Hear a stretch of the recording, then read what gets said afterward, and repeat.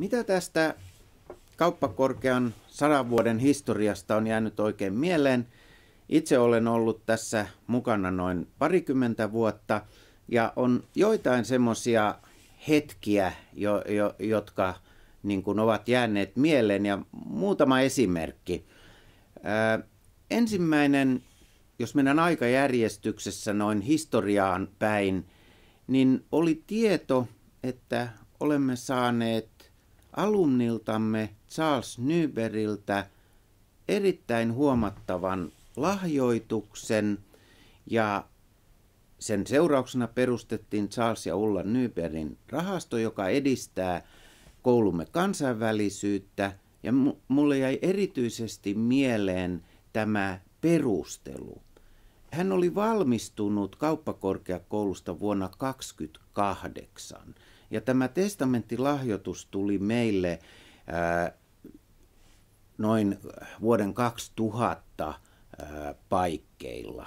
Ja perustelu oli se, että hän oli saanut niin hyvän opetuksen, että siltä pohjalta hän kykeni tekemään menestyneen kansainvälisen liikemiesuran. Niin ryhdyin silloin heti miettimään, että pitäisikö hän kaivaa nämä vuoden 1928 kirjat ja tutkintovaatimukset esiin. Joku siinä tuntui toimineen oikein. Toinen seikka, joka jäi mieleen, oli tällainen luokkakokous, johon minut rehtorina kutsuttiin mukaan.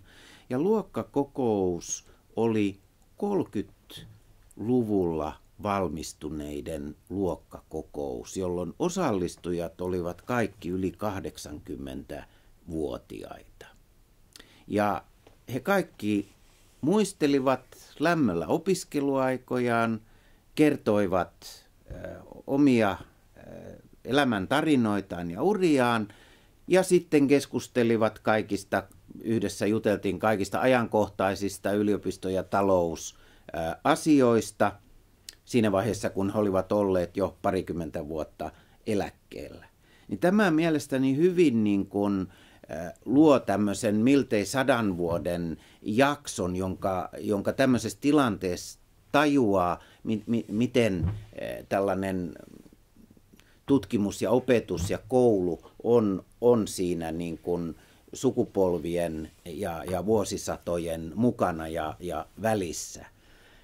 Ja kolmas sellainen tapaus, itse asiassa niitä on tapahtunut ainakin 2 kertaa, mutta niin kuin tietty tällainen formaatti, jos sanoisi, niin ihan viime aikoina niin valmistujaisjuhlissa mä oon tullut tervehtimään 3 sukupolvea olevia ekonomeja, joista siis nuorin juuri nyt valmistuu, ja sitten isä tai äiti ja hänen isä tai äiti ovat myös alumneja, ja kaikki ovat siinä aktiivisina, hyvissä voimissa, hymyilevänä ja juhlivat tätä nuorimman valmistumista, niin silloin sellaisena hetkenä tajuaa, että kauppis on, jos ei elämää suurempi, niin ainakin yhtä iso asia.